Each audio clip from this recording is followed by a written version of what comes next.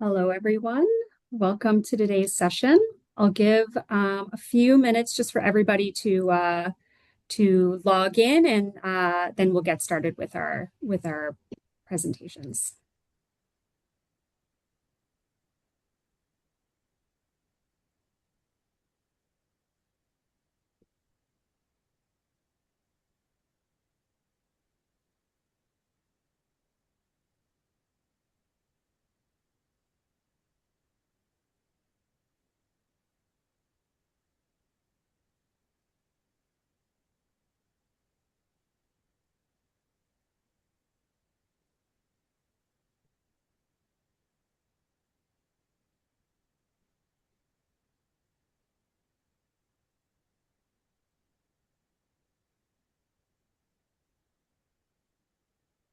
Okay, welcome everyone.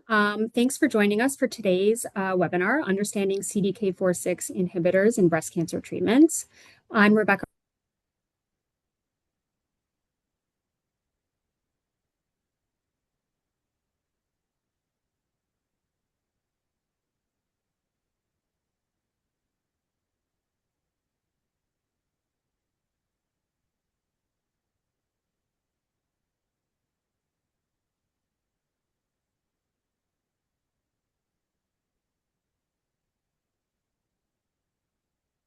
Hello? Can you hear me? Yes, I can hear you. I think, Yes, I can hear. okay. Rebecca, did you finish the intro? Can we hear? I think we're having problems. Hello? Yes, it's cutting in and out, I think, Yeah, I think it's cutting in and out.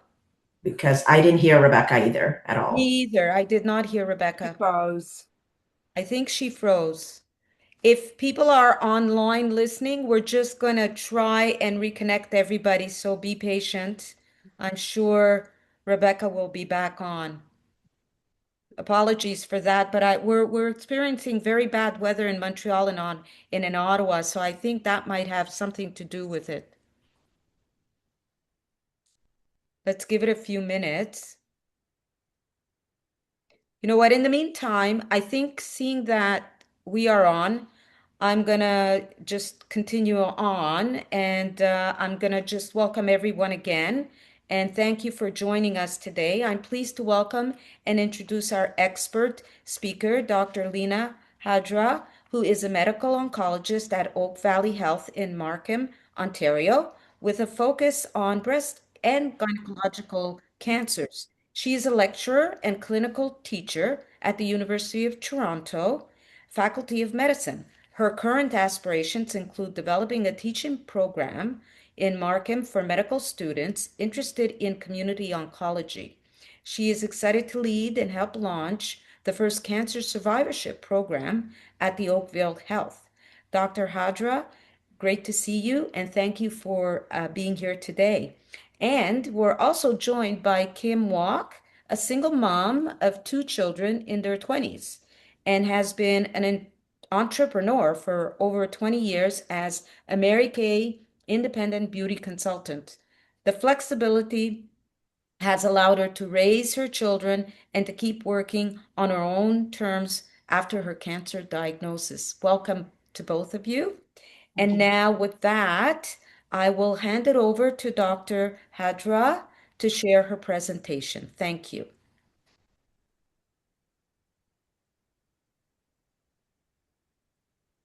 Dr. Hajra? Yes. Can you hear me? Hello, everyone. I'm sorry. The Yes. the internet went down at the office. Oh, Okay, so I feel like I need to start from the beginning again, and then we can. Did everyone hear my introductions, or should we just launch into the webinar?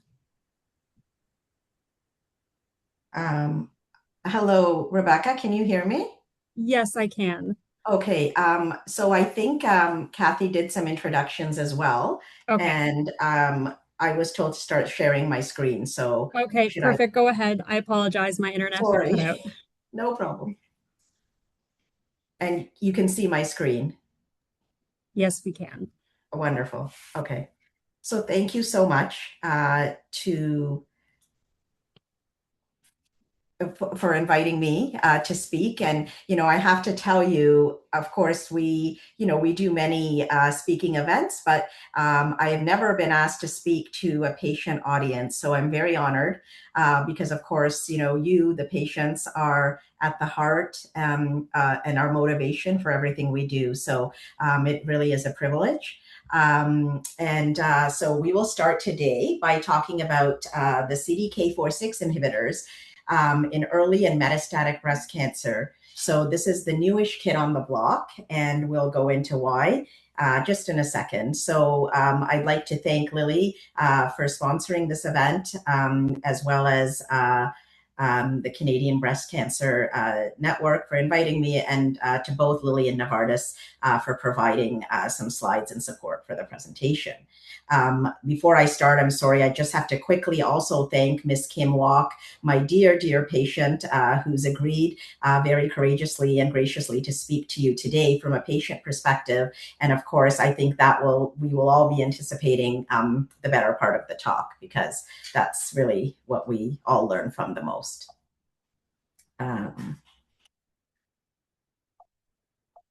Sorry, I can't advance. 1 second. I'm just trying to advance the slide.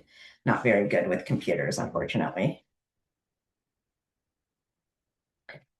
So first of all, I want to start off just highlighting that there are different subtypes of breast cancer. And today we're going to be focusing on this subtype in the circle. So this is your breast cancer cell. And the breast cancer cell has receptors that are like antennae that stick out of the cell. So in this case, this is the estrogen receptor, and it's positive in this breast cancer cell. And the progesterone receptor can be positive or negative. And the HER2 growth factor receptor here is negative. And so we are talking about ER positive, HER2 negative breast cancer. A while ago, I had a patient say, doctor, I have many friends on CDK4/6 inhibitors, and I'm wondering why I'm not on one. And of course, that is because she has triple negative breast cancer, different subtype and different treatment options. So here, the estrogen receptor is negative and absent. So those types of drugs will not work on these endocrine insensitive cancers. Similarly, HER2 positive breast cancers have other drivers for growth. So they are not the types we are talking about today. So I just wanted to clarify, this is the largest group of breast cancers. Approximately, 70% plus of breast cancers are in this group as well. So now that we said that we are talking about estrogen receptor positive breast cancers, what does that mean? So hormone receptor positive or HR positive breast cancers rely on estrogen to grow.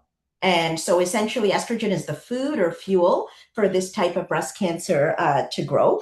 And here you see the breast cancer cell with the estrogen receptor linked to it. And of course, estrogen has to bind here. And by binding, it sets off this whole growth factor pathway that allows this breast cancer cell to grow from 1 to 2 to 4 to 8 to 16 cells and rapidly divide. So now the next question is, many of my patients ask me in early breast cancer, which we'll talk about first, which means you've had your surgery. The cancer is out of the body for all intents and purposes. There is no spread of the cancer. But why is it that we're so focused on, adjuvant or preventative therapies? And the reason is that even though we take out the breast cancer and everything looks great, there could be tiny cancer cells floating around, either around the breast area where the cancer was taken out, or through the lymph nodes or blood around anywhere in the body. And of course, no test, including, your MRIs or PET scans or blood tests, can definitively detect if there are a few cancer cells floating. And the reason cancer can come back later after curative surgery is exactly that reason, that cancer cells could be floating. We don't know if they are or not. So what we do is we kind of come up with a risk. If it's higher risk, that they could be floating around, that means it's a higher risk. It could come back, and we have to intervene as much as possible with these preventative therapies.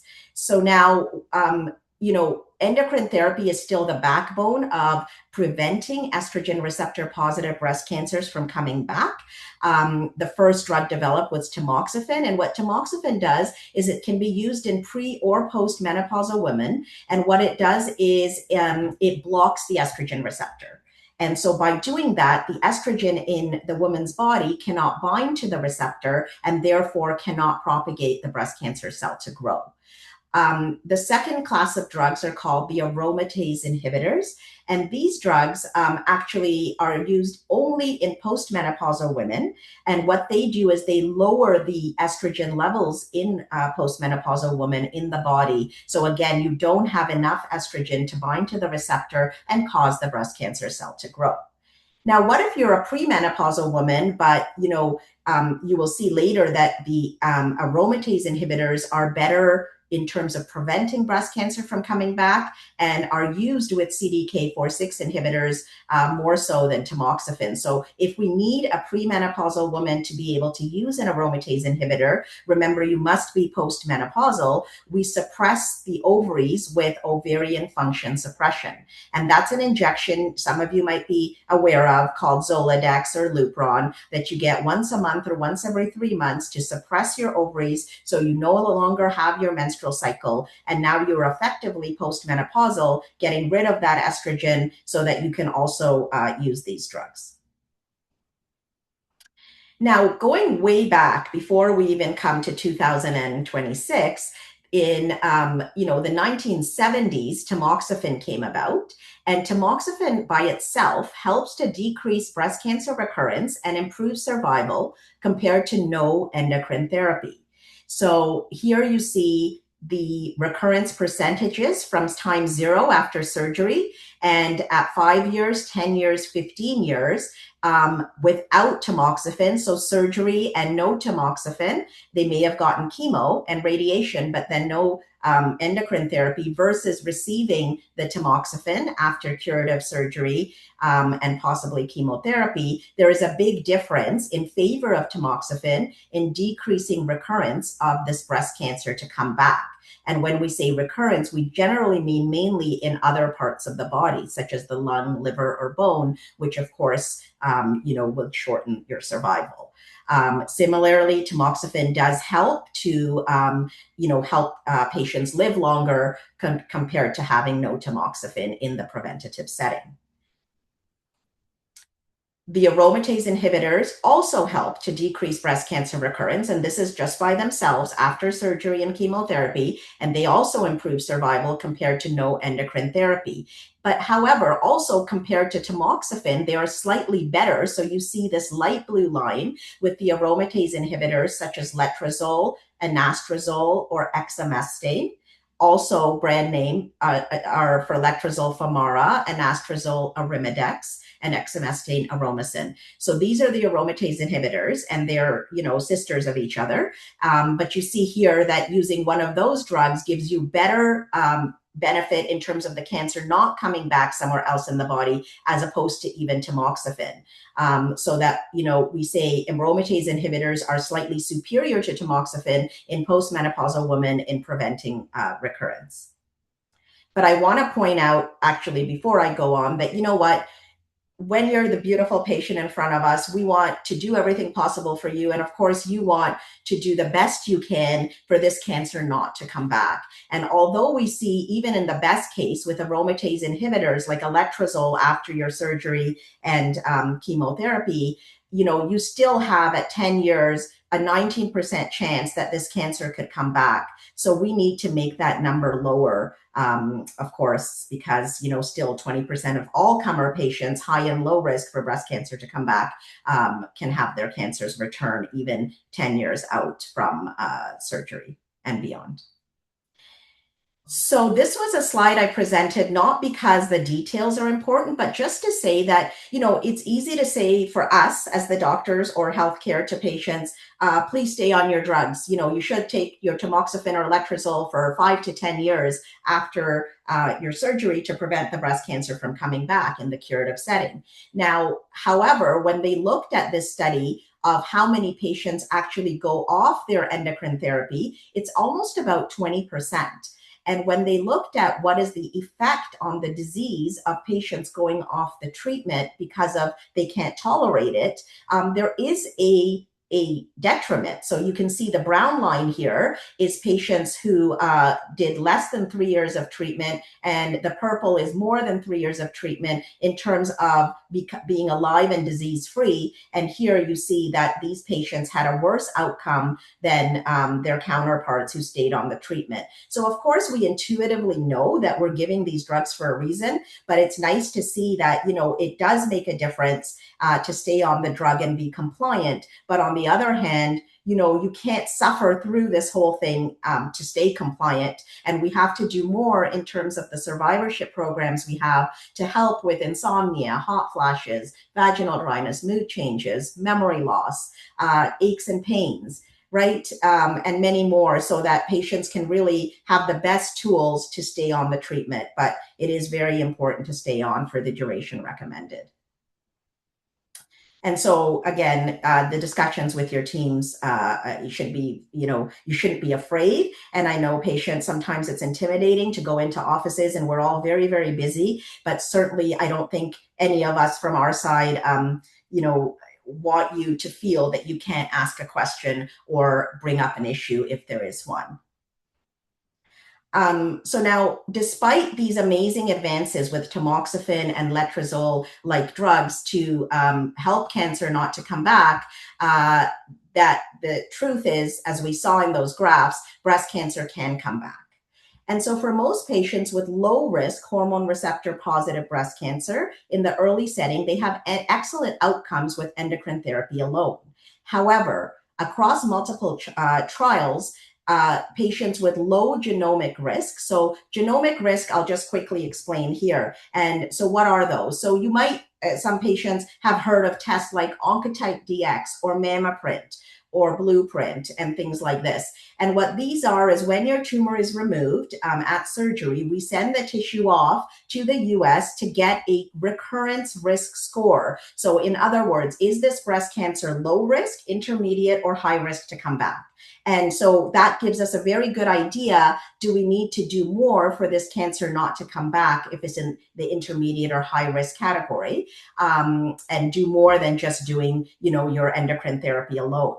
And so through these tests and other risk factors, we do deem that some patients have a higher chance of disease recurrence. And so even after their excellent treatment with surgery, chemotherapy, radiotherapy, and so they may benefit from adding other medicines to prevent the risk and reduce the risk. And some of the other risk factors are things like tumor size, lymph node status, the grade. The grade means how aggressive the individual cancer cells look under the microscope. Grade 3 is the most aggressive, and grade 1 is the most slow growing. So we don't like to see grade 3.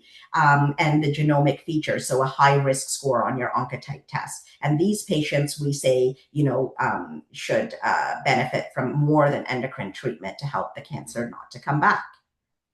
So very quickly here, the size of the tumor, we said, is one of the risk factors. So T3 means the tumor is greater than 5 centimeters in the breast. And that's a high risk factor in itself for cancer to come back. T4 is even higher risk, where the tumor, can be invading into your chest wall or skin. So this is one of the risk stratification factors we use, is how big is the tumor. Lymph node involvement, of course, as many of you know, are very, very important. So the cancer starts in the breast, but the cells can move into the surrounding lymph nodes in the upper chest wall and armpit. And of course, from there, if these lymph nodes are involved, we're afraid that the lymph nodes are connected all over our body, in our neck downwards. And so what if the cancer has moved, into one of those areas, and therefore would be high risk to come back? And how we term lymph node involvement N1 means that you have 1 to 3 nearby lymph nodes involved with cancer, and N2 or greater means that at least 4 lymph nodes or greater are involved with cancer. And these are, again, the N2 would be a higher risk feature. Now, even after, as we said, surgery, chemo, and endocrine or hormone therapy, some cancers have features like we just looked at that can still, push them to come back. And even after completing 5 to 10 years of hormone therapy, the risk of breast cancer returning does not completely go away. So this is also very important.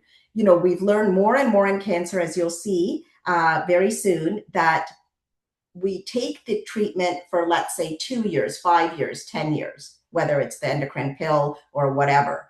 But you see that the benefit can last well beyond that. So again, to stay compliant in the time when you're supposed to be taking the treatment, not only protects you for those years, but protects you much beyond that. And here we see that, especially with estrogen receptor positive breast cancers, about half of the recurrences can happen even up to 20 years later from when you had your surgery. Now, when breast cancer recurs, it most often can return outside the breast. And this is called distant or metastatic disease. For example, the breast cancer cells would return in the bone, lung, or liver most commonly, rather than only in the breast. And at that point, the cancer is no longer curable. It is only controllable. So, of course, we try hard in the early setting not to get to that point. Now, the new kids on the block, CDK4/6 inhibitors. So it's a mouthful. Let me very simply attempt, I hope, to explain how this works. So up here are the CD4K6 inhibitor names, both their, chemical name and their trade name, palbociclib or Ibrance, abemaciclib or Verzenio, and ribociclib Kisqali. Now, what is going on here? So we just said that estrogen receptor can bind to estrogen in the body and cause the growth of the cell cycle in the cancer cell, so that now the cell can divide from 1 cancer cell to 2 cancer cells to 4 cancer cells, 8 cancer cells, etc. And that is, that growth is because the estrogen receptor binding to estrogen activates and makes more of this little protein called cyclin D, and cyclin comes from the word cycle, meaning increasing the cell cycling of the cancer cell to produce more and more cells. Now, in cancer, the thing is, you think, well, great, you've done your blockade with your tamoxifen or letrozole, as we saw, and the cancer should not be able to grow. But the thing is, there are always alternate pathways. So you see how cyclin D is bound to cyclin-dependent kinase 4 and 6. And so this protein is required with activation of cyclin D to make the cell cycle go. It's like a gas pedal, and the estrogen is like a fuel. So now there are mechanisms where the cancer cell can become very smart, even on tamoxifen or letrozole, and develop something called endocrine resistance, which means that now the cell can bypass what you're doing to still activate CDK4/6 with cyclin D and make the cell go. And this is where they figured this out. And now we can block the CDK4/6 along with blocking the estrogen receptor with the pills and achieve phenomenal outcomes by this double blockade, if you will, to stop the cancer cell from being able to grow and divide and spread. So let me start with a case. This is a young 43-year-old premenopausal woman who has a young daughter, and she takes advantage of a screening program in her province, and an abnormality is found. So she has a 2.6 centimeter tumor in the left breast. This is asymptomatic. She also is found to have, unfortunately, several positive or enlarged glands in the left armpit. And the biopsy confirms breast cancer, which is estrogen receptor highly positive and HER2 negative. So her cancer care team says she should receive chemotherapy first, which is called neoadjuvant chemotherapy, which means before surgery, because they're worried that there's so many lymph nodes involved. They want to shrink everything before they do surgery. So they go ahead with the chemo, and then she does her lumpectomy to remove the tumor, and this is followed by radiation. So now what do we do from here in terms of preventative treatment? So in these types of patients, as we saw, of course, we would offer Isabella, likely ovarian function suppression with the injection as well to make her menopausal, and then something like letrozole. But we know that that's not necessarily good enough for a young woman with a high-risk cancer. So why is she high risk? Her 4 lymph nodes or more were involved, so we know that's N2. So that primarily makes her very high risk based on that. And now these were the seminal trials looking at adding a CDK4/6 inhibitor to endocrine therapy in early breast cancer in the preventative setting to prevent breast cancer from coming back. And anytime you see monarchy, these were the trials or clinical trials done with the drug abemaciclib. And Natalie, anytime you see that, were the trials done with ribociclib. And these are the 2 drugs that we use and are thankfully both approved in the adjuvant or preventative setting for breast cancer. So let me move on and describe things. So now remember, again, Isabella is going to receive 10 years in her high-risk case of the ovarian suppression and letrozole. But we want to add either 2 years with the endocrine therapy of abemaciclib, or 3 years with the endocrine therapy of ribociclib, and then the endocrine therapy would continue by itself. And these are the revolutionary drugs, the CDK4/6 inhibitors, for either 2 or 3 years in the preventative or adjuvant setting that have been shown to remarkably improve the risk of these cancers coming back. I did put bone modifying therapy here that can also be used as a smaller treatment to help breast cancer not to come back, but we won't speak further today about that. So now the next challenge is you saw 2 clinical trials, Monarchy and Natalie.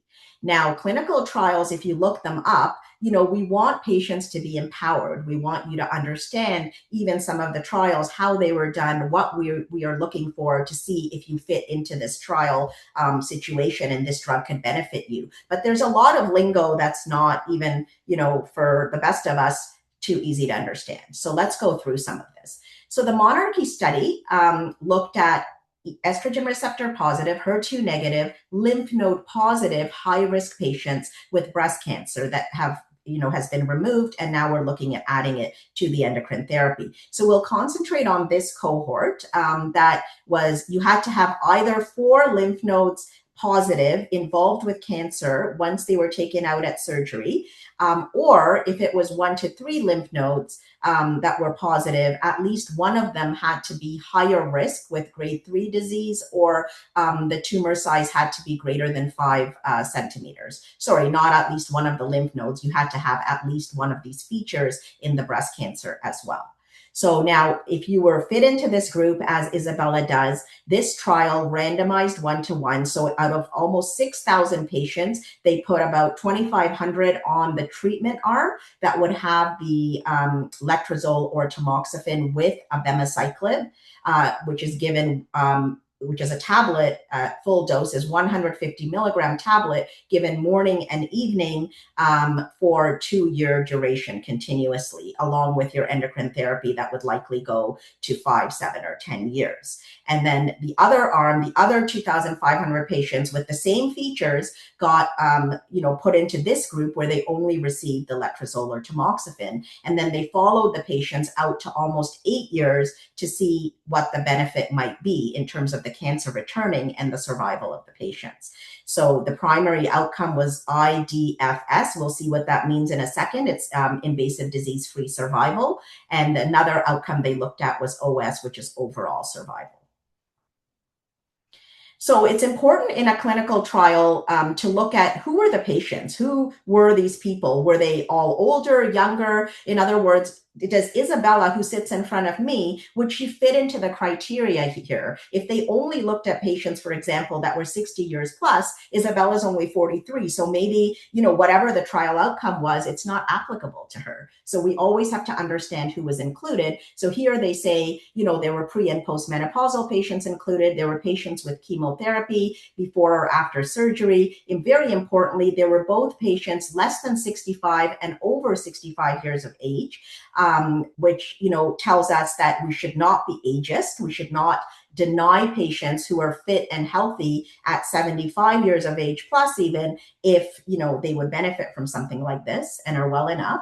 And then lymph node positivity was studied, as well as different grades, and both using tamoxifen and an aromatase inhibitor. And amazingly, if you look down here, all this graph shows is that all these subgroups are favored in terms of outcome to benefit from abemaciclib with the endocrine therapy versus endocrine therapy alone.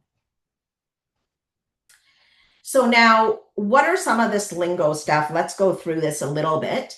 Now, for abemaciclib, okay, they followed the patient 7 years plus after receiving the abemaciclib for 2 years. Now, invasive disease-free survival means how long people lived without the cancer coming back or a new cancer starting. And at 7 years with abemaciclib, they found that about 77% of patients remained free of disease coming back, as opposed to 70% that only took endocrine therapy alone. So another way to put it is about fewer people out of 100 saw their cancer come back if they were on the abemaciclib for the 2 years versus if they weren't. Another term you'll see is distant relapse-free survival, DRFS. Again, how long people lived without the cancer spreading to other organs. In their analysis, they showed that 5 fewer people out of 100 saw their cancer spread to distant sites like the lung, liver, or bone after taking abemaciclib for the 2 years, if they were in that group, as opposed to just the endocrine therapy. And similarly, there was a difference or a benefit for patients surviving longer if they took the abemaciclib versus if they didn't take it. So here you see in graphical form that the red line is the patients that took the abemaciclib. But remember, I want to point something very important out here. The abemaciclib, this is your surgery and your radiation chemo, and now you're ready to take your endocrine therapy and abemaciclib. So that abemaciclib stops at 2 years, 24 months. But look at the benefit sustained over 8 years that says that the abemaciclib group that took the abemaciclib at the 2-year point and stopped, and then just remained on endocrine therapy, where the blue line is only endocrine therapy, there remains a difference for the cancer not to come back and survival that is significant. And this is 8 years out. So taking something for 2 years gives you benefit many, many years later, even when you've stopped taking the drug. And this is what this shows. Another point here is, look at this line. It continues to move out this way, straight, as opposed to dipping. So what that means is, again, even further to 8 years, we expect that some patients will continue to benefit and remain well because they took the abemaciclib. Similarly, for disease not coming back, this shows the same thing, that the abemaciclib arm, way out 8 years later, has a benefit of 26% reduction in the risk of developing an event, which would mean that the breast cancer would come back in the lung, liver, or bone, compared to just doing the endocrine therapy alone. So huge benefits here. So now we know this drug is a great drug. And of course, if life were that simple, that the drug only had benefit without risk, we would be in great shape, but that's not true. So we have to select patients and we have to educate on, the side effects. So now we know that abemaciclib can be taken with the hormone therapy to reduce breast cancer risk. The duration is 2 years, and you take the tablet twice daily, every day, for 2-year duration alongside your endocrine therapy, which is usually 1 tablet once a day. Now, Precaution for abemaciclib, one thing is blood clots. So blood clots can be potentiated more so by abemaciclib than just the endocrine therapies. If you take tamoxifen with abemaciclib, the blood clot risk can become higher. Blood clots can present in two ways. Either your calf becomes swollen on one side. That's a sign that you have a blood clot in your lower leg that can travel into the lungs and cause a pulmonary embolus or a clot in the lung. So very important to look out for things like shortness of breath or leg swelling. And we should not take these drugs with pregnancy or breastfeeding. Now, abemaciclib is metabolized through this enzyme pathway that also metabolizes many other drugs. So there can be interactions. You want to get your abemaciclib in a pharmacy where the pharmacist also knows what are the other drugs you are taking. Because look at some of these common drugs, like ciprofloxacin is an antibiotic. We give a lot for things like urinary tract infections, for example. The digoxin is a common drug for heart arrhythmia. So some of these are quite common. Metformin for diabetes, as many of you know, they can interact with the abemaciclib. So this all needs to be worked out so that we know you're safe to get it. You should also avoid grapefruit juice, as is true in many drug metabolisms, because it can interfere with the metabolism of abemaciclib. Now, the common side effects for abemaciclib, I'll tell you, the main 1, 2, and 3 is not over here, it's diarrhea. About 80% or 80 out of every 100 patients taking abemaciclib will develop diarrhea. You can have mild or moderate cases, or you can have severe cases. And we need to do a lot of education about this, and we'll look at this a little bit later in a second, how to manage. But other things to look out for: infection. So abemaciclib can drop your immune system or neutrophil count. So you can get, if you get a fever, that could mean you have an infection because you're immunocompromised, and you should proceed to your emergency. And this is, in about 20% of people, this can happen. Other than that, you can sometimes feel a little bit more tired. And then there's a very small possibility that you could develop inflammation in your lungs. So if you ever get very short of breath for no reason, of course, whether it could be a blood clot, inflammation, or anything else, you need to have that looked at quickly. Now, we saw there was 2 drugs that are available in this setting. And the second drug is the ribociclib, another CDK4/6 inhibitor, also studied in the NATALEE trial with many, many patients, but a little bit different in the patient population they looked at. So they also looked at lymph node positive patients like the abemaciclib trial, Monarchy, but here you see N0 was also included. So what does that mean? If I remove my tumor and the doctor tells me it was a 3-centimeter tumor, but there were no lymph nodes involved, does that mean I'm low risk and I don't need any other treatments? Absolutely not. It doesn't necessarily mean I'm high risk, but they did look at, going the wrong way, patients that had lymph node negative tumors with high risk features, other high risk features such as a high oncotype score in the tumor, or grade 3 disease in the tumor. Or a Ki-67 index that was high, meaning that's another thing we measure in pathology to say that even though the tumor can look lower risk, it's not. It has some sort of aggressive biology or behavior. So they included these patients, and then they again randomized the patients. Half of them got the ribociclib, which is different. It's taken for 3 weeks on tablets once a day, and then you get 1 week off. Unlike abemaciclib, that's continuous, you don't get any time off. But unlike abemaciclib as well, ribociclib is taken for 3 years, not 2 years. And you also, of course, take it with your endocrine therapy. But in this trial, they did not allow tamoxifen. So you had to be on letrozole or anastrozole. Otherwise, you had to have the injections to suppress your ovaries if you were premenopausal so that you could go on the letrozole and anastrozole. And again, they compared to letrozole or anastrozole alone. So here it's just reiterating what I said, that they include this population with lymph node negative tumors that can also be high risk to come back. And the subgroups, again, similar to the abemaciclib, all of the subgroups they tested tell you that it favors the ribociclib plus the therapy in terms of the disease not coming back, here you see again the disease-free survival rates are better in this group than they are here, which is the endocrine therapy alone. So again, harping on disease-free survival with ribociclib, if you took it for 3 years after your surgery, chemotherapy with your endocrine therapy, you had 85% of patients who took the ribociclib that remained free of disease, as compared to 81% if you only took the endocrine therapy alone. And for distant disease-free survival, similarly, again, in the ribociclib group, there was an advantage for fewer people out of 100 saw their cancer spread to distant sites compared to if they took the endocrine therapy alone.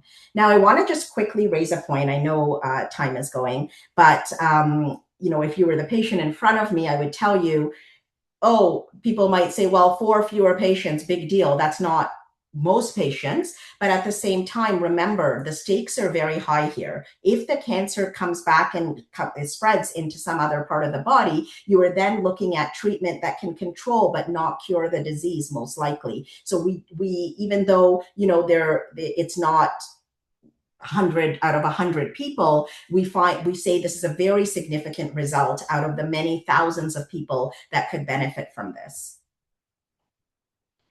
And the overall survival also showed a trend towards being significant.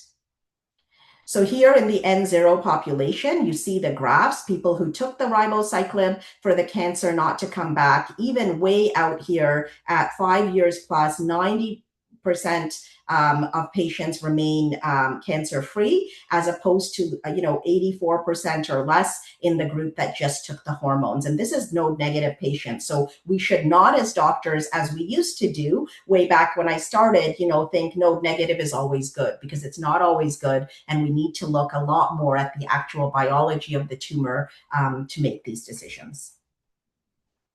And again, you see the same thing here, that after 3 years of treatment with ribociclib, 36 months, it stops and the endocrine therapy continues in the preventative setting. But look at way out here, 5 years plus, you still continue to see a difference with the cancer coming back less so in the ribociclib arm as opposed to the endocrine therapy alone. So now, who should take ribociclib? Well, this is a discussion with your doctor.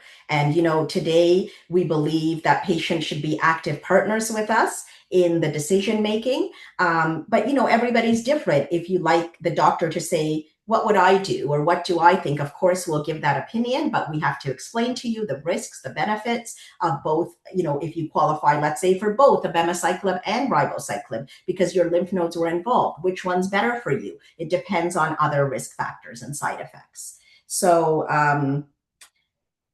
in ribociclib's case, the one thing that's a little bit different is it can cause heart arrhythmias. And that's, I'll show you in a second, something to do with QT prolongation, which is a term on an EKG or ECG. So any of you that have taken ribociclib, the doctor would have said you need the heart test so that we can follow your heart rhythm and make sure it doesn't go out of whack on the ribociclib, which can sometimes potentiate problems with the rhythm of the heart. Now, again, like abemaciclib, ribociclib interacts with other medications. And if you take these drugs, let's say you're taking, what's here, a diuretic, like a water pill, this could either raise or lower the ribociclib levels in your blood if you're taking ribociclib too. So you don't want that. So you should go to the pharmacist. The pharmacist, you shouldn't go. The pharmacist should be aware, and our team should be aware to know exactly what you're taking. Even if you've been put on a new medication by a family doctor, the healthcare teams need to communicate to be safeguarded against these kinds of things happening. And again, to avoid the grapefruit juice. So one thing there that I just passed is we should have your medication list at every visit with all these new drugs coming about. When we did tamoxifen and letrozole or Arimidex, it was simpler, that there's not as many interactions. So now we really have to be careful about people being put on new drugs and being aware of that. So the best thing is to bring a list when you come to your doctor. Another common side effects of ribociclib include low blood counts, which can increase risk of infections as well as now liver changes. It can make your liver enzymes higher. So if you become yellow in the skin or jaundice, that's of course a warning sign. That's very rare on ribociclib, but that's the reason we're doing your blood work, to look at things like your liver, blood work, and making sure it's not trending towards the wrong direction. So we can catch and pull back if that's the case. The other thing here, it talks about dizziness or fainting, and that can happen because, remember, ribociclib has that propensity to possibly, potentiate heart rhythm problems. So if you ever get palpitations for no reason and you're on ribociclib, that's something to be alerted to as well, and to go to emergency and at least get checked out. So now a little bit more detail into the side effects and monitoring. Going back now, comparing the two, abemaciclib has diarrhea as the main side effect, 84% of patients. Not all severe, but many patients will get it. About half of patients will have the neutropenia or low white count, and about, let's say, almost half will have some tiredness. Now in ribociclib's case, the main issue can be neutropenia, over half. You can also get aches and pains from ribociclib. So, we always attribute the aches and pains to the letrozole, arimidex, aromasin, the aromatase inhibitors, which, as many of you know, can cause a lot of joint pain. But ribociclib, in 40% of patients can actually exacerbate the joint pain too. So, in figuring out which drug it is from the doctor's side, we should not just blame everything on the aromatase inhibitors. It could be the ribociclib as well, which I've seen in practice. And then the other thing with ribociclib is the liver toxicity, so we have to watch the liver enzymes. Now, the dosing. You start, generally, we are taught as doctors, we start with the highest dose because, of course, we all think, yes, the highest dose is going to work the best. So abemaciclib's highest dose is 150 milligram tablets taken morning and then one in the evening for 2 years continuous. First, now, what if you don't tolerate it? You can go down to 100 milligram tablet or 50 milligram tablet. For ribociclib, the starting dose in the preventative setting is 400 milligrams once daily. You take that for 3 weeks on, once every day, and then you get 1 week off break. And with this, you take your endocrine therapy, of course, with either of them continuous. Now, with ribociclib, the dose reduction would be to 200 milligrams daily if you had issues.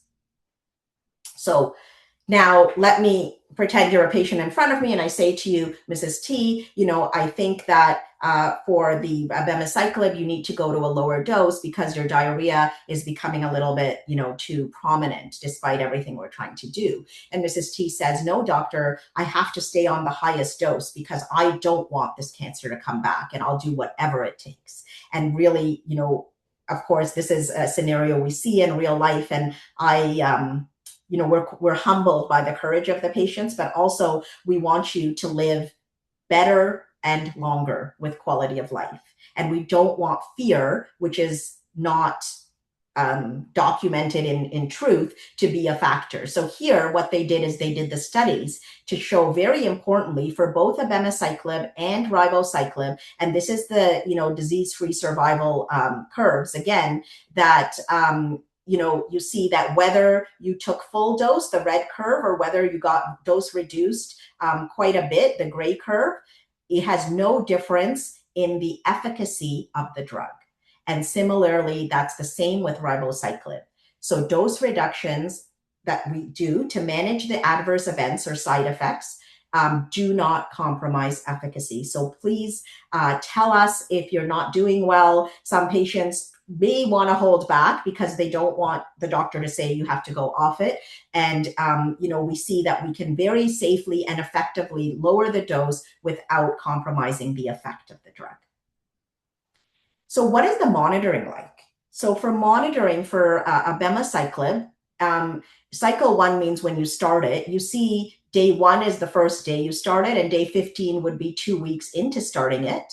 You need to be monitored like every 2 weeks for the first 2 months, and then once a month for 3 to 6 months as per your physician. And what we're monitoring for is, remember, the blood counts, especially the immune system, the neutrophils, the liver function tests, the kidneys, which is the creatinine, your electrolytes, and other things. Now, of course, with abemaciclib, we're also monitoring when you come to us, not just blood work, but things like, are you having breathing problems? Because we talked about the blood clots or the inflammation in the lung that can be a little bit higher with abemaciclib. And again, the blood clots in the leg. So if I see a patient's leg is swollen, I'm going to say you need an ultrasound. You're on this drug. We have to make sure there's not a blood clot. But the biggest issue with abemaciclib is diarrhea.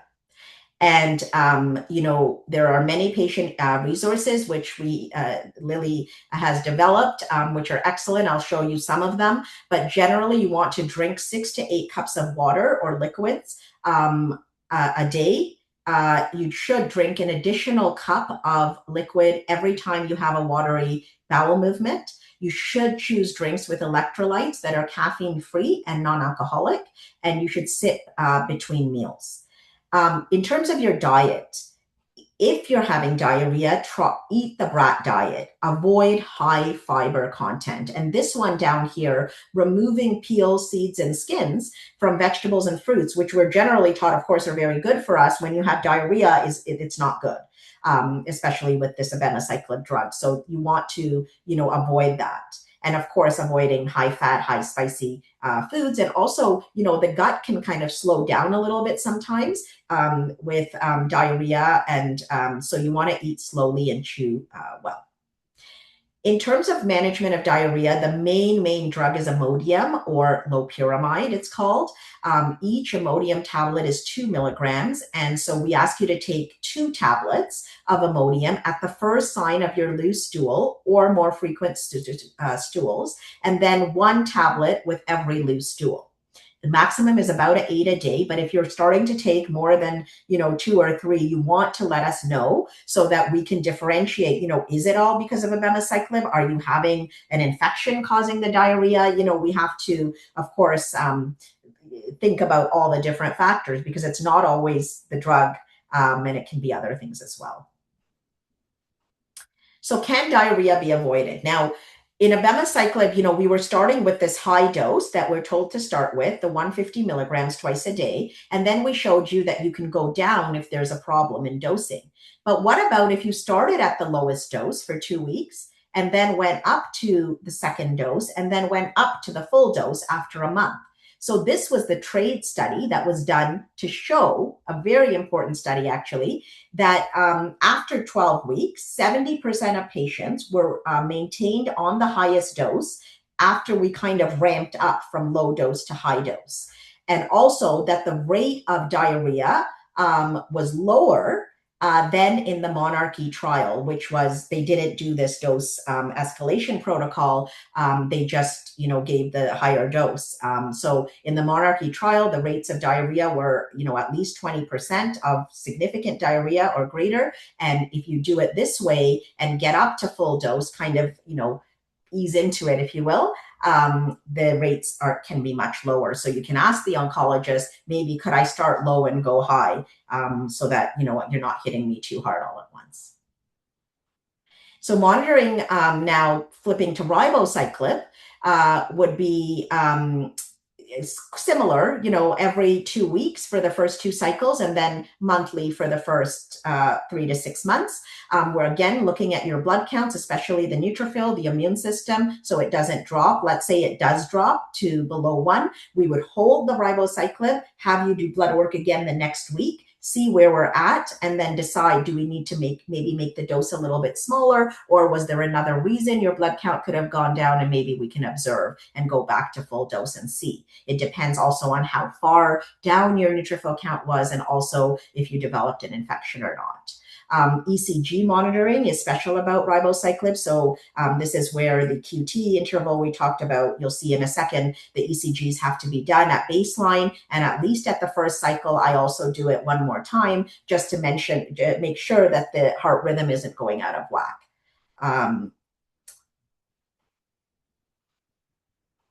Now, this QT prolongation thing, this is a snapshot of an EKG or an ECG that many of you might have had or know about. And the thing is, ribociclib can increase this QT interval, which is, there's a whole bunch of squiggles and we measure all these like intervals on the ECG. So if this is too high, then it gives you a propensity to go all over the place with your heart. And so that's why we keep an eye on it. Again, we want to prevent and be proactive, not reactive, in terms of that if we see that that interval is getting wider on the ECG, even though you might feel good, we might say, hold on, we might need to hold the ribociclib or be very careful.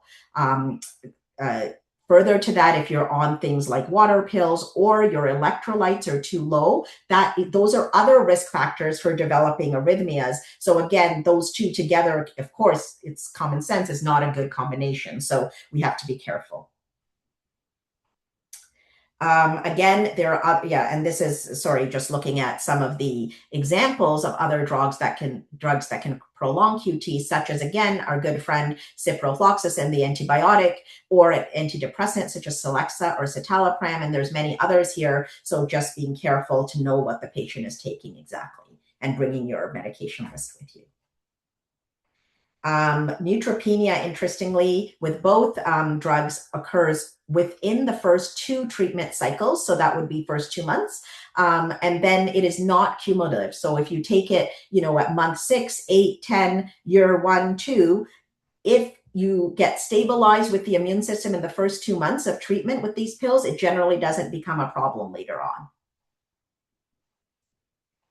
And so now I'm going to flip gears to advanced breast cancer. So we saw the great benefit of CDK4/6 inhibitors in the early breast cancer setting to help prevent breast cancer from coming back. But what about Pearl, who's 64? She did have early breast cancer, and she was on her letrozole, and the doctor said, you're done now. You can stop at 5 or 7 years. And unfortunately, after she stopped, within 12 months of completing her preventative letrozole therapy, she developed metastases. So the breast cancer cells were now in her liver and lung and other places. And so now what do we do here? She also has estrogen receptor positive, HER2 negative breast cancer. So this were the trials, again, with CDK4/6 inhibitors, but this time in the setting where the cancer has already moved past the breast into other parts of the body. So you see our familiar drugs, ribociclib with letrozole, abemaciclib with something like letrozole or arimidex, and the third drug we didn't talk about a lot because it does not have efficacy in the preventative or early breast cancer setting is palbociclib, which is the third CDK4/6 inhibitor, which also has efficacy though in the metastatic setting. So all of these are to say that progression-free survival, or PFS, which means the cancer not progressing once it's already gone to other parts of the body, there is a doubling of beneficial effect if you add a CDK4/6 inhibitor to your endocrine therapy in these cancers. So that is phenomenal. And of course, remember, these are averages. So we have patients 8 years out with metastatic disease living normal lives due to the addition of the CDK4/6 inhibitor. So they're remarkable improvements compared to the endocrine therapy alone. You see average, if you just gave somebody letrozole, like this patient here, the average time before the cancer progresses again is about 1 year. So here we take a closer look at the ribociclib trial for advanced cancer with letrozole compared to just letrozole, showing a big benefit in terms of progression-free survival compared to this line, which is just the letrozole, and you see that these patients do worse and their cancers come back sooner. Here with abemaciclib, you see the same thing, that there's a benefit in progression-free survival of at least 14 months compared to just doing something like letrozole alone. But amazingly, there's one other point here, that a proportion of patients here, 8 years plus, this is 96 months out from the initial treatment of Pearl, starting the abemaciclib, let's say, and letrozole once she was diagnosed with metastatic breast cancer. 8 years out, you see that about 15% of people continue to be progression free. So whatever, if there were a few spots in your lung 8 years ago, maybe that's exactly like it is 8 years later. You don't really feel it and you're living essentially a normal life with a few caveats of the side effects, but it is remarkable. And I never thought in my lifetime starting in oncology that we would ever say, is it possible to cure metastatic disease? I'm not bold enough, certainly, to say that based on this because we don't know, but certainly many of us are incredibly excited about this possibility based on something like this, where you see this curve is not going down. Even 8 years later, these patients are staying progression-free with metastatic disease. So here are just a summary in the advanced setting of the side effects. I will mention with palbociclib or Ibrance, you can get neutropenia as the main thing. It's very well tolerated, and these are the doses. But we still use the ribociclib and abemaciclib more, even in the advanced setting, because there is a little bit more robust data.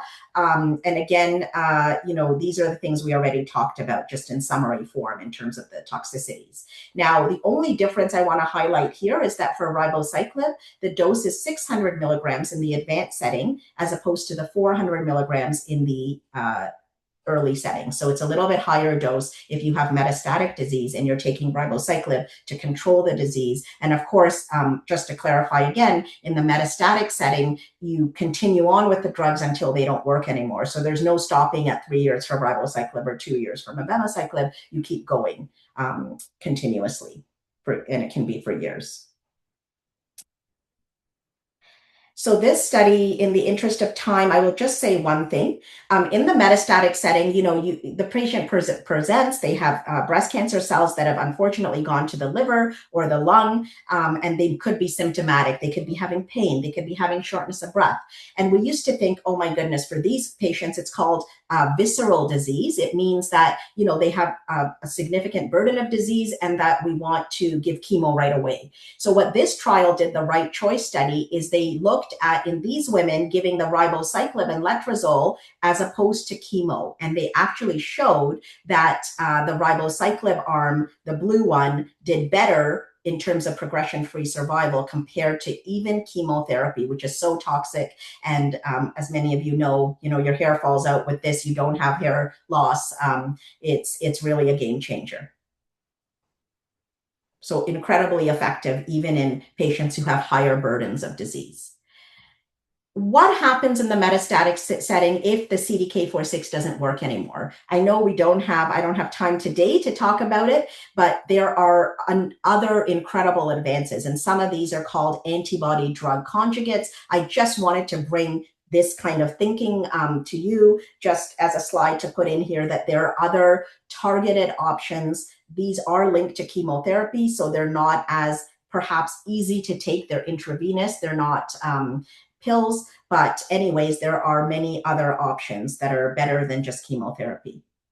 And again, there are also oral targeted agents. So, cancer has paths A, B, C, D, and Z, up to Z, in terms of how they can outgrow things if they really want to, or in the worst case scenario. So now there's other pathways, such as the PIK3CA, AKT pathway, and capivasertib.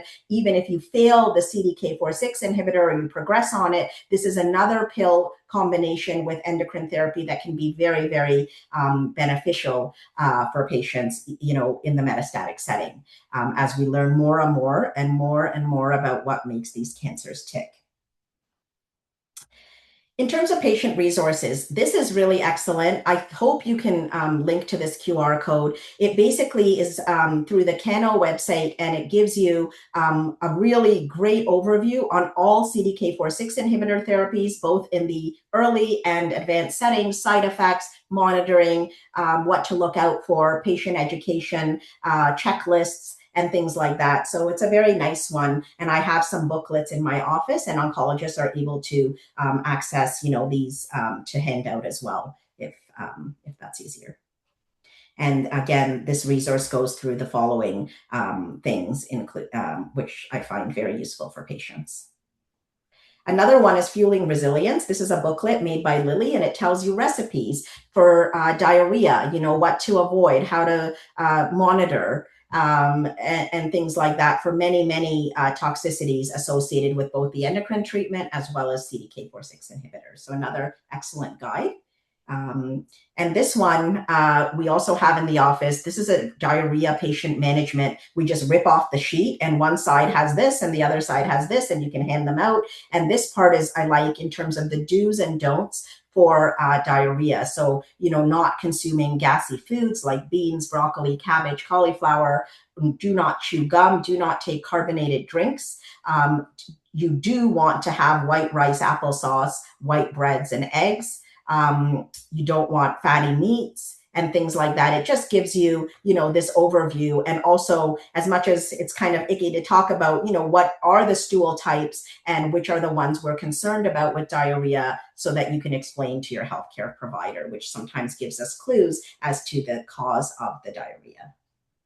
So there are many innovative models now. Not the oncologist is, we're only part of the team. And my team is phenomenal with nurse practitioners, with pharmacists, with family doctors that have oncology training to help follow patients on CDK4/6 inhibitors, because of course, with the close follow-up that's required, you can imagine with many, many patients benefiting from these drugs, we can't do it alone. And Quebec has these models. Ontario has models utilizing NP clinics, pharmacy clinics for follow-up with these drugs that are just excellent. And they are incredibly well-versed, many times I think much better than me, to help patients follow along.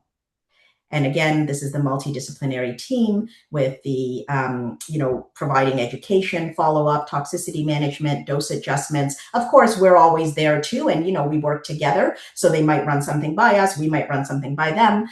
It really is a huge team effort.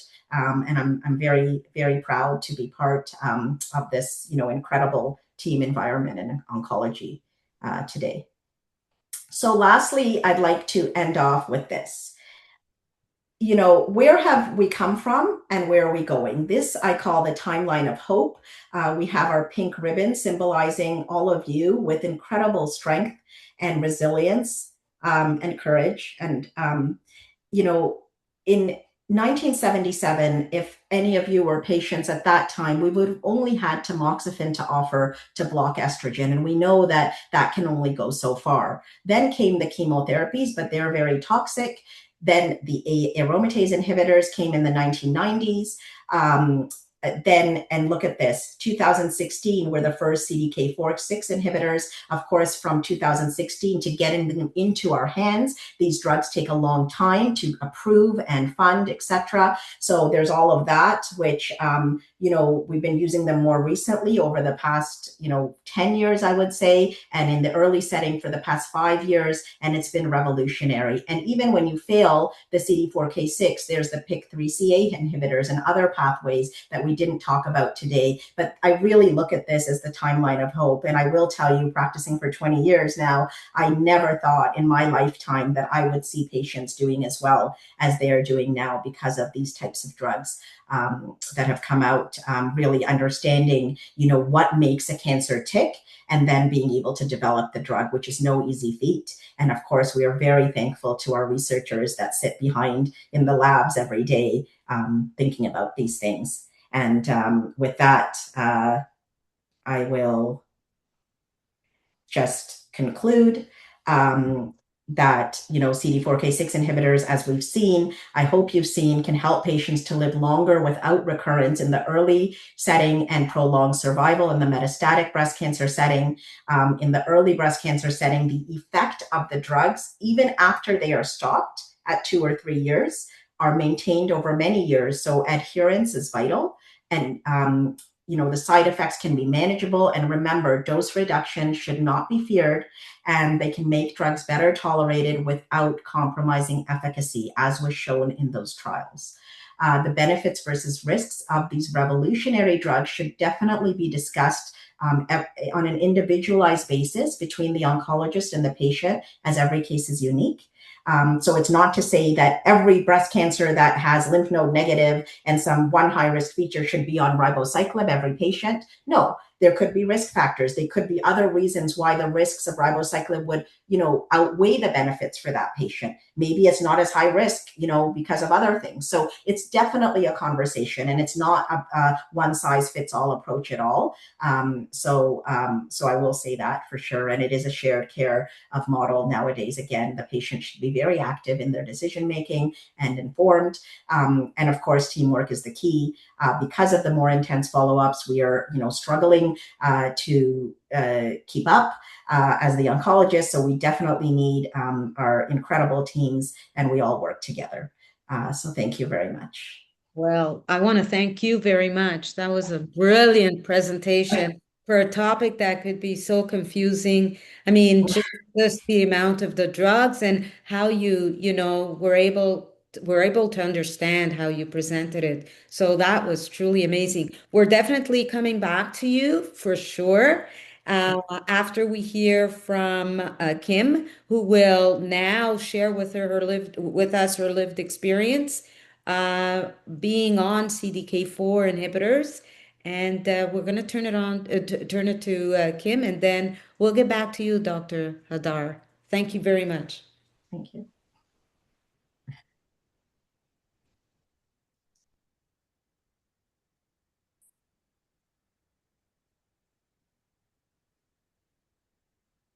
Hi.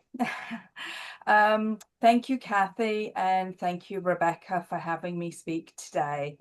And a huge thank you, incredible oncologist. I'm so lucky to have you, Dr. Hajra, and together with the Markham Stouffville Hospital medical team that have supported me on my journey since 2007. Dr. Hajra, I'm amazed by your presentation. I've never heard so much detail and depth and just that background.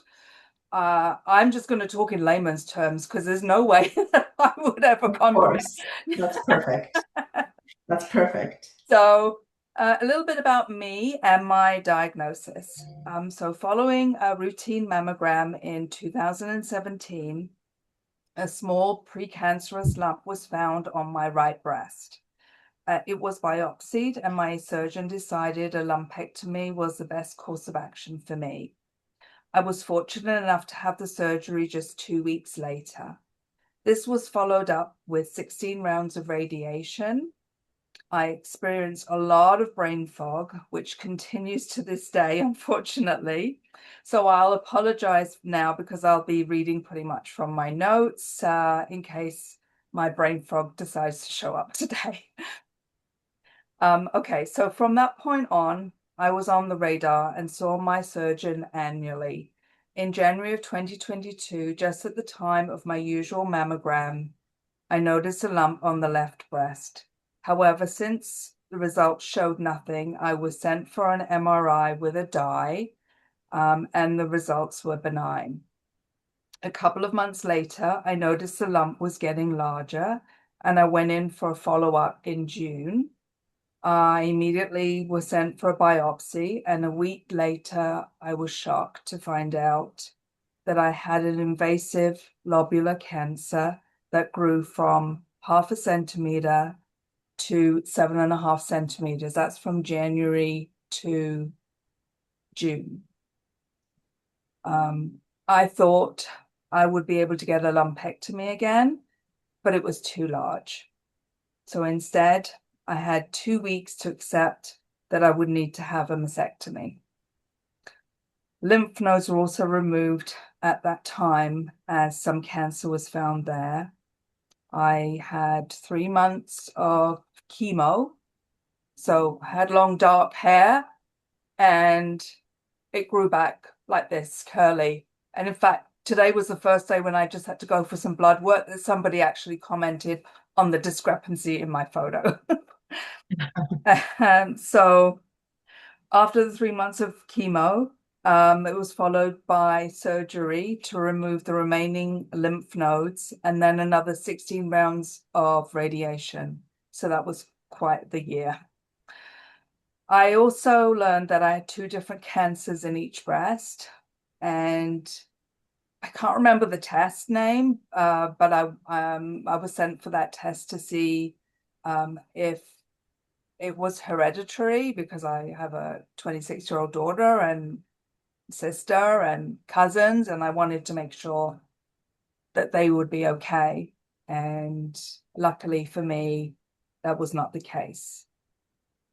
Now, I'm sure many of the people listening today can relate to my story to some degree, but I just wanted to share a little bit of my experience. So I'm a very positive person, and that has helped me for sure get through this. I love to travel, and I don't want to stop. I've already been to 54 countries. I want to keep going. So I'm so happy to have Dr. Hajra on my side, as well as her incredible team, to help me navigate through all of this. So Dr. Hajra prescribed me with exemestane, which she was talking about, and I'm still taking daily. However, in one of my appointments in August of 2023, she spoke to me about the Verzenio, and she mentioned it's a new drug, but that I would need to take it for about 2 years. However, that it did come with a lot of side effects. But I felt very supported by her suggestions, as she's explained a lot in today. And the fact that I wanted to do what I could to prevent any reoccurrence, I agreed to it. And immediately I was contacted by the pharmacy, walking through what to expect. In addition to what Dr. Hajra had mentioned to me, I just felt that they really wanted to explain everything to me. And at that time, Lilly was the provider, Lilly Plus was the provider. And this was, or is, a very expensive drug to be taken twice daily. So I was so thankful to have the Trillium benefits cover it. And this certainly certainly lessened my stress as I wasn't working. So that was huge to me, to know that I would get the support of the medical coverage. So Dr. Hajra put me on a dose of 150 milligrams twice daily to start. I found it took about 4 or 5 days to really hit my system, and my system wasn't very happy. So together with the dose of Verzenio, I was also given the anti-diarrhea tablets, and I did take them for about 3 months. But I found that they gave me constipation for 2 days right after taking it. So it was a bit of a battle within my system. So I stopped with the anti-diarrhea medication after about the 3-month mark, and instead I took an over-the-counter stool softener. And I found Colace was much more gentle on my system than Senecol. And that concoction really worked for me. So I like to track and keep notes, because I'm sure everybody can relate. When you go to see your oncologist for follow-ups, they ask all these questions, and with my brain fog, I just couldn't figure stuff out. So Dr. Hajra would laugh at me because, chuckle a little bit at me as I'd present my Excel spreadsheets with all my symptoms on what day. And this was just the month of August. I've got September and October on here. And then I don't know, I think my tracking fizzled out after that. So I was tolerating the 150 milligrams, but also struggling. So after about 6 weeks, Dr. Hajra suggested reducing the dosage to 100 milligrams twice daily, as she was referring to. And that seemed to sit better with my system. But don't get me wrong, it did seem to sit better, but there was still the side effects. Potentially my body was getting used to everything. I'm not really sure, or just maybe I was just managing it. But I persisted, feeling the benefits of non-recurrence would be worth it. Plus, every time I renewed the prescription and even random phone calls from the pharmacy with conversations about any questions I may have or anything that they thought of. Sometimes they would call after the fact, after we'd had a conversation. So that was really, really great to know that I had that support. If you're curious as to some of the side effects I personally experienced, and on my spreadsheet, they included headaches, being tired, nausea, diarrhea, constipation, weak, cramps, insomnia, skin dryness. Those were the main ones, but obviously there are a few others and everybody experiences differently. What the pharmacist suggested avoiding was greasy food and alcohol, as well as grapefruit, star fruit, and pomegranate too. I did lose taste for food after about a month of being on the Verzenio, and that kind of carried on for about 3 to 4 months. I didn't like that part because I love my food, but it did improve. So there is hope in that.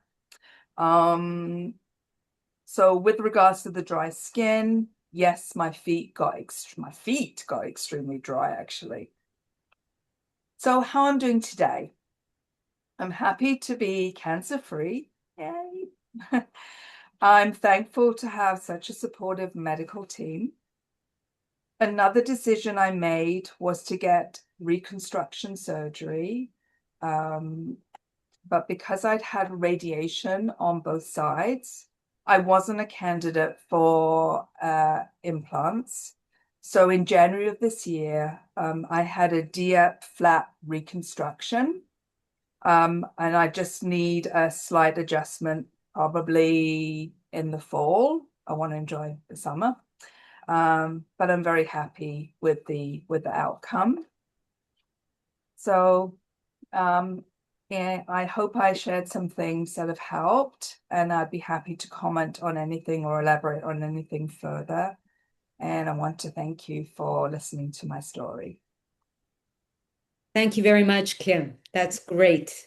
I'm sure everybody appreciates what you shared with us. It's not easy to share what somebody goes through. Sometimes it's very difficult, but thank you very much. So, Dr. Hajra, Yes. we're coming back to you. Obviously, we're going to come back to you with some questions.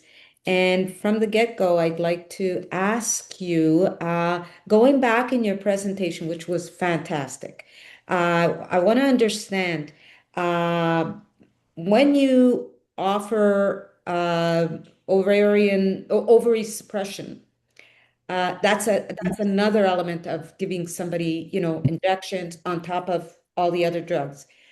Yes. Do you ever suggest ovarectomies? Yes, yeah, that's a very good question. Thank you. So yes, the choice, I guess the intent of that is in a premenopausal woman, most times to basically get rid of the estrogen that is being produced from the ovaries, which is the main source of estrogen in a premenopausal woman. And there are two almost equivalent ways to do that. The injection is, I guess, the faster way if we're, against time and we need to get started on these other drugs. And definitely, what some patients do is they will start on the injections because the ovarian surgery has to be booked and can take time. Of course, they're also have just finished chemo, and you can't go to ovarian surgery generally right after chemo because of the immune system and things. So we can start with injections. And if they think, you know what, that's like you said, it's even more coming to the clinic. The injections are once a month and then once every 3 months, but still, it's coming in and a pain that way. So yes, they can be booked through the gynecologist to remove the ovaries for the reason of inducing surgical menopause. Yes, absolutely, that's another alternative. Great, thank you. I have another question for you, and it's regarding or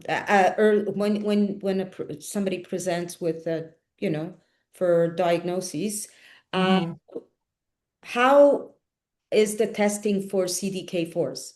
It does everybody get tested for that? I mean, I understand what the literature is and how it goes around, but I'd like you to explain to the audience what is the formula that oncologists, surgeons use in order to find those indicators. So that's an excellent question. And actually, the thing is, we test for the estrogen receptor, which we know, the endocrine therapy works. And we assume that if it's estrogen receptor positive, that it's going through that CDK4 pathway inside the cell because they work together. So we don't actually test particularly for the CDK4 activity, if you will. It's just kind of assumed that if you're ER positive, you're going to have that activity because they're linked together. So that's how that works. But in terms of, I guess partly maybe your question is also how do we choose patients to get CDK4 versus not? It's more on the risk of the early breast cancer, let's say, coming back. And we use, things like the grade of the tumor, how many lymph nodes, if it's lymph node negative with ribociclib, well, is it kind of biologically dangerous for coming back? Is it grade 3? Is it, the Ki-67 index is high? We measure other things and we put a package together to present to the patient to say, your risk is high enough that we feel that you would benefit from these CDK4/6 inhibitors. Okay, great. And I'm going to follow up on Kim's, detailing about her experience with the drug in terms of side effects, etc.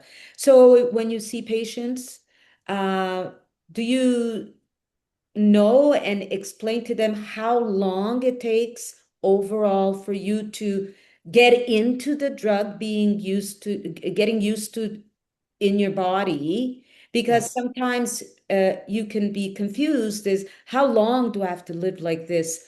What is the duration? I know it's not the same and there isn't one formula, but how long can a woman expect or a patient expect to go through the symptoms before it regulates? So I think that's an excellent question too. And like it's not a one size fits all. And sometimes people, it's all so many factors coming in. So you've maybe become menopausal because of we've had to do that in a younger woman. So that in itself has many side effects that can overlap with fatigue and the hormone treatments causing the hot flashes, and the ribociclib can also cause the aches and pains like the letrozole. So it's many overlapping things. But I think if I had to, from my experience, flush it out, the first 3 to 6 months are the hardest. And you saw that with the neutropenia, that slide that said it's kind of indicative that somehow the body gets used to it, whether we end up dose reducing to help the patient tolerate it better, because we know it doesn't affect the effect. By the 3 to 6 month window, I think after that, whatever we've done to make it more tolerable, plus the body kind of adjusts, which the neutropenia, after 2 cycles, if you don't have it, you're not going to get it generally later on, because, there's an adjustment for the body as well. So that's what I would say to that.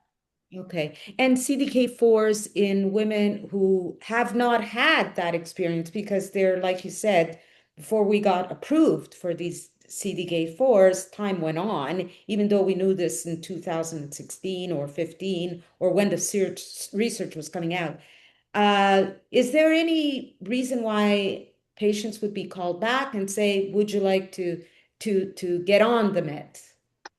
So another very good question, and I actually skipped over something that I'll clarify now, is that you have a window that is in the, we're talking again, the preventative or early breast cancer setting to start these drugs. So you cannot be, 2 years out and say, oh, now they're available, because by then, what's that saying? The cat has left the barn, or whatever that saying is. In other words, if there's cells floating around, you have a window to start preventative treatment. Or if you start it after that window, it's not effective anymore to prevent the cancer from coming back. So with ribociclib, you need to start it within 12 months of your surgery. And with abemaciclib, it's recommended to start it within 3 months of starting your endocrine treatment. So both of them, you have to start within the year or so of your diagnosis. So there's no benefit once the time delay is gone and past due. Correct. For the early setting, for the preventative setting. For the advanced setting, no, that's not true. So we have taken patients, let's say, who were just on letrozole, but their cancer has metastasized. And then when the drugs became available, added on the palbociclib or ribociclib, and then continued them on. So we have been able to do that in select patients. And I think, it has made a remarkable difference. Thank you for answering my questions. I'm now going to give you some questions from our audience, and I'll just start from 1 to on. Question number 1, given that ER-positive cancer survivors can't take hormone replacement therapy to deal with the negative effects of menopause, what is recommended to help with things like night sweats, memory loss, general malaise that you've mentioned while taking cancer treatment? So I think this is one of the most challenging questions in terms of, I wish I had an answer that would help everybody, but I don't. It is extremely difficult to deprive women of estrogen and all the sequelae that come with it. What I have found most useful are, delving into what's the rate limiting concerns, and then going after it. So exercise in general is extremely helpful, even though it makes you more tired in the beginning. It helps in the end. And there's, you need motivation, you need programs. So these are where the survivorship programs come in, which we're also trying to develop.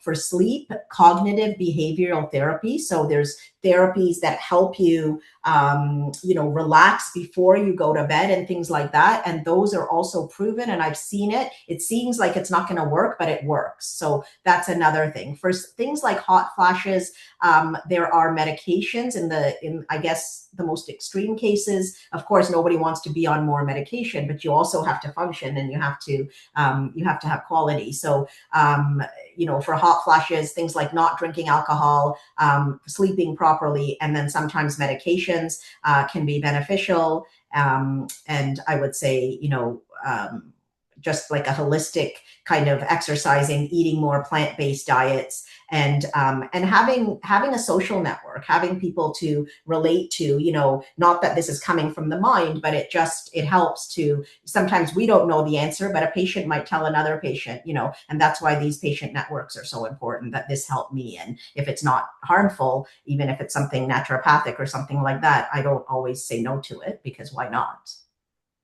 And that I'm going to ask the question now based on, your answer, which made me think about alternative medication that people take. I know it's a big, big topic, and I know you can't answer it in one small sentence. We have time here that we have to recognize and keep up with. But do you caution people to let you know, or should people let their doctors know if they're taking herbal or any other drugs or vitamins that are, just purchased, Yes. like, Yes, 1,000%. yeah. I will say that, the times we have gotten into trouble with these drugs and many others is when we're not aware, and the patient, nothing is naturopathic necessarily to the body. Further to that, many vitamins and things that are good for you are metabolized through the P450 enzymes, which is a huge enzyme system in the body that also metabolizes, as you saw, many of those drugs that I listed, and also the 4/6 inhibitors. So, definitely a good idea. Our chemo pharmacists and they are the best. And when we don't know, we ask them to look into a literature review of what has been known. Because, for example, some naturopathic drugs don't have the evidence behind them in terms of do they interact or not. But by what the ingredients are, we try to have the pharmacist look things up, because I do feel that if it's beneficial and it's not harmful, sometimes as doctors we'll just poo-poo anything that's not, that we don't know easily if there's an interaction or not. But I think, we just have to be careful and be made aware so that we can check into it. Yeah, I'm only saying it because there is a rise in individuals wanting to live longer. And Yeah. I think I'm not a social media type of a person, but I've been told that there's all these concoctions that people are Yes. putting together to, create Yes. creatine and all these other things that they're combining in order to live longer. So Yes. and if you have a cancer diagnosis, you might want to go into that because you want to protect yourself and live longer. So that's why Yeah. I'm raising it. I think it's an important thing to discuss over and over again, just in case, Ab- further mention. Absolutely. Yeah. So I'm going to go to the next question from the audience. For someone diagnosed with de novo metastatic breast cancer that is limited to a few bone metastases, how long does it typically take for resistance to treatment to develop? Is the timeline similar to the 5 to 10 years we sometimes hear about with recurrence, or does resistance tend to occur sooner? Yeah, so that's also a very good question. I would say an average resistance to treatment, as we saw those progression-free survival numbers in the metastatic setting, is around 2 to 3 years. Now, if you only have a few bony metastases, that in itself is a better prognostic group in metastatic breast cancer. So, you could certainly, if one of those spots grew, let's say, and it was only one or two, sometimes we could spot radiate those spots and keep the same treatment going because overall it's working and maybe one spot is just growing a little bit. And we just, so those are all different tricks sometimes to keep the same treatment growing depending on the degree of resistance or growth as well. Great, thank you. Next question. If lowering the dose makes no difference, why not just give everyone a lower dose instead of highest? So I asked this question myself to in a recent group. And I guess one answer to that is that the studies that we extrapolate from all did the big studies use the higher doses, so that we always try to, as much as possible, follow those studies for the outcomes. And the studies that were done to show that the dose reductions didn't matter were smaller studies or subgroup analyses from the big studies. So that's, one of the main reasons is really that we're trying to follow how the big studies did things. If we dose reduced everyone, the thing is, what if your body needed the higher dose to have the same effect? Because you could, there's patients that are on full dose that have no problems. There are people like that too. So in those patients, we believe maybe we would be underdosing them by immediately reducing the dose first. Great. So let's go to Kim. Let's give you a couple of questions. Dr. Hajra, we'll get back to you later. So for Kim, you mentioned that you love traveling. Did you worry about getting infections like neutropenia or side effects while traveling? Yeah, for sure.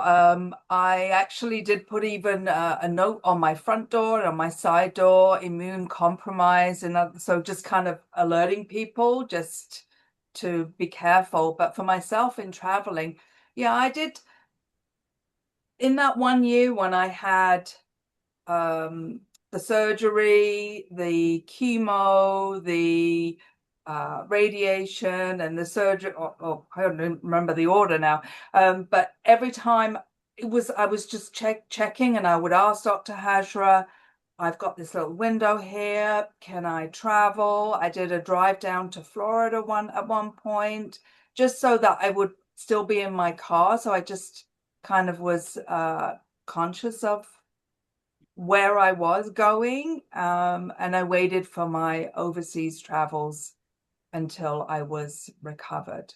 And then you had another component to that question. I'm sorry, I No, I forgot. think that was the question. I read Okay. it wrong. Sorry, I apologize. I thought there was another component to it, but Okay. thank you. I'm Okay. sure that's a good that was a good answer. Thank you very Thank much. you. So Dr. Hajra, in CDK4 inhibitors, if they cause low white blood cell counts, how is that managed? And you're saying you get neutropenic injections, correct? Um, and can treatment usually be restarted? Now, do they pause treatment? The question is, she's asking if they stop the treatment. Do you stop treatment? So it can vary. So first of all, for neutropenia related to the CDK inhibitors, the injections that we use in chemo, so they're the growth factor injections, don't work. So because it's a different mechanism why the immune system drops as opposed to with chemo, why the immune system drops. So we don't use the injections. That's number one. But number two is the main thing we generally do is we hold the treatment. So not completely discontinue or stop, but kind of hold, meaning stopping for a short time, usually 1 week, where, you come to me on Monday, your immune system neutrophil count, let's say, is 0.8, okay? And we want the threshold of 1.0 neutrophil count, not the total white blood cell count, but the subgroup, which is the neutrophils, to be 1 or greater. And then we know that you're fine from the immune system. So now 0.8 is just short of that. So we say, okay, hold the medication, please. Don't take it as you're supposed to start on Monday. Come back to me next Monday off the ribociclib, let's say, and repeat your CBC, so your blood counts. And now we see the neutrophil count has gone back up. So now the doctor makes a decision. Well, it's happened once. Let's see it again. Let's let it go again at full dose, maybe, and see, that it doesn't happen again. If it happens again at full dose, you might say, okay, now we're going to reduce the dose. And with dose reductions, it's incredibly rare not to be able to manage the neutropenia. So I've Okay. almost never had to take a patient off treatment permanently because of neutropenia. Okay, so it's not like chemotherapy where you need injections through your whole chemotherapy No, life, and it's not the same thing. So, no. and do patients present, I'm asking this now, do patients present the same way as they would with chemotherapy neutropenia? So no, interestingly, they don't generally are not as prone to infections as patients are, even with the same level of drop in neutrophils on chemotherapy. So they don't present generally, as sick or immunosuppressed, where they have to go to hospital and have sepsis. And of course, with chemotherapy, we know that's the case. For some reason, even though the neutrophils are low, they're not as desensitized, if you will, to not to disallow the immune system to work. So it's kind of interesting, and we still, yes, people can get sick and of course have infections, but it's not as high risk as with chemo.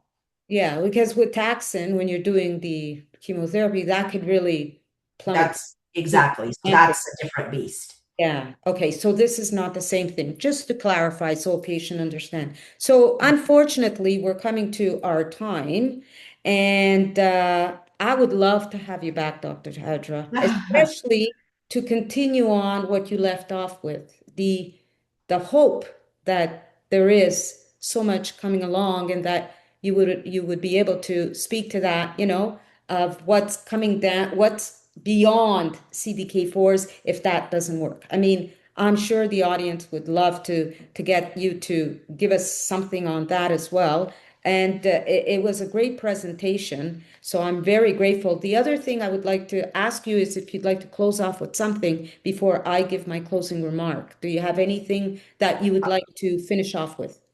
I just want to honestly, from my heart, say thank you for having me, and also to all the patients out there.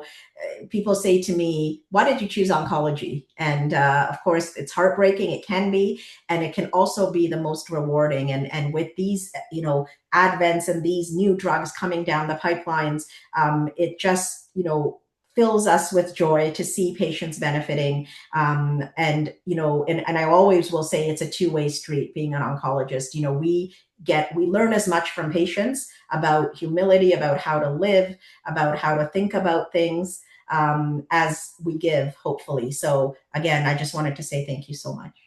Okay, you're welcome, Dr. Hajra. And I think you and Kim and everybody would agree if I give a thank you and I relay how important it is for clinical trials and all the patients that participate.